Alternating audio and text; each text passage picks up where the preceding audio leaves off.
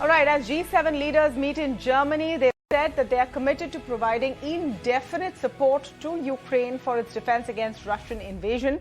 They will continue to provide financial, humanitarian, military and diplomatic support and stand with Ukraine for as long as it takes. The leaders have also pledged a $29.5 billion aid in support to Ukraine. G7 leaders also demanded that Russia should immediately allow safe return of Ukrainian nationals who've been taken by force. These statements importantly come on a day when there are now reports of Russian missiles hitting at a civilian space in Ukraine, at a mall actually, causing huge casualties. Now, according to officials, G7 has made progress on talks to set price caps on Russian oil imports as well, which the Ukrainian President Zelensky has been demanding for a while. The German Chancellor Olaf Scholz said they will continue to put pressure on Putin until the war ends. Meanwhile, Prime Minister Modi is also in Munich at the invitation of the German Chancellor. During the summit, Modi will exchange views with the leaders of the bloc and its partners on issues such as energy, food security, counter-terrorism, environment and democracy. The Prime Minister also met the Argentinian president to discuss several issues. The other important statement that the Prime Minister has already made when pertaining to India's contribution to climate change is to talk about how there is generally a notion that poorer countries create more pollution, but that is not the case with India. He also urged all of these nations to come and invest in India on climate change. Now, to speak more on the significance of G7, I'm joined now by Jayant Dasgupta, former ambassador and representative of India at the WTO, and Santosh Mehrotra, visiting professor at the University of Bath. Welcome to both of you, and thank you so much for speaking with us today. Ambassador Dasgupta, let me begin by getting your take on how significant it is that India is present at this meeting of Group of Seven. Of course, we're not the only country. Senegal, Indonesia, South Africa have also come at the invitation of the chair, which is the German Chancellor. But how significant is it for India to be there right now? The first thing is that India has been invited over the past few years as to the G7 meetings. So there is this recognition that India, being the largest democracy and a kind of counterweight to the growing influence of China in Asia and in the world, it is important to have India to share a common goal and to also share the same democratic principles and share in a world view, so to say, which the G7 tries to project. So that is the first point. The second point is that this will give an opportunity to India to present its case as to why it has not really joined in completely stopping trade, especially for oil imports from Russia, because there has been a growing clamor in certain sections of the Western press that India should not be allowed to trade with Russia, especially for its energy requirements. So that is the second point. Prime Minister Modi will get this opportunity to place his viewpoints forcefully. The third point is about our commitment to sustainability and environment. And that this is also one of the most important agenda items for the German presidency of the G7. So there will be kind of a match with the theme, one of the main themes of this G7 conference.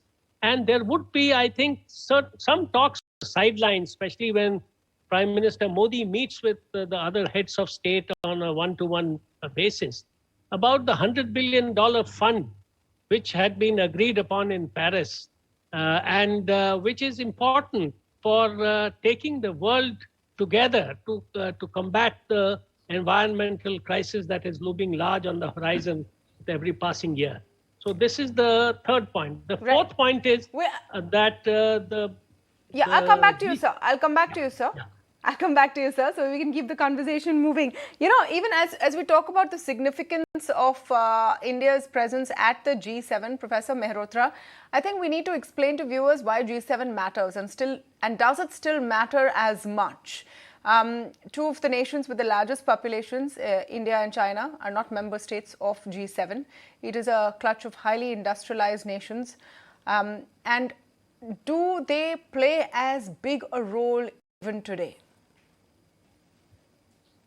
Well, inevitably, as compared to some 47 years ago when the G7 was created and the first G7 or G6 was created, it became later G7 with Canada's inclusion. Clearly, compared to that time, nearly half a century ago, the size of the other developing countries, including China and India, has grown significantly. Yet at the same time, we know that the G7 dominate the world economy. And just because India and China are not there, I guess Russia's also not there. Russia became a part of it, and then they removed Russia in 2014. So, there's been a sort of floating population out there. Clearly, G7 remains extremely important.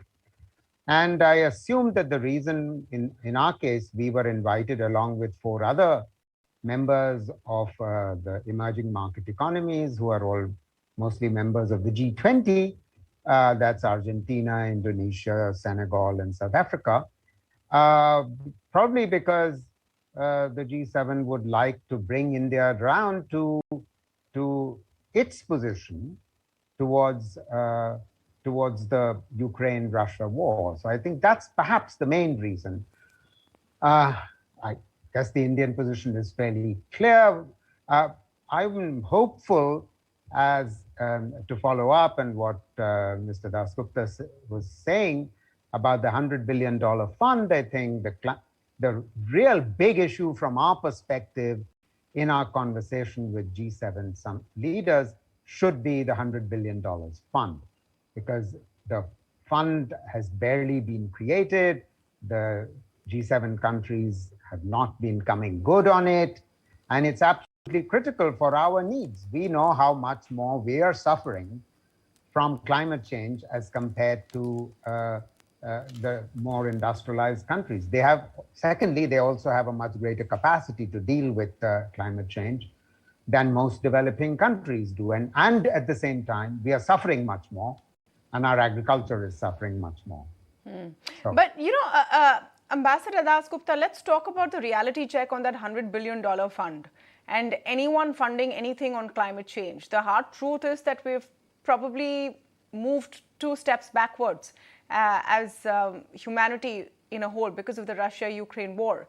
People are wondering where to get energy from as the crisis continues to escalate, and many are blaming the push for green energy for some of these high crude prices that we're seeing today. None of that money has really come. There are fears of a global recession. So once again, what is the reality check on that fund, and anything useful coming out of the summit?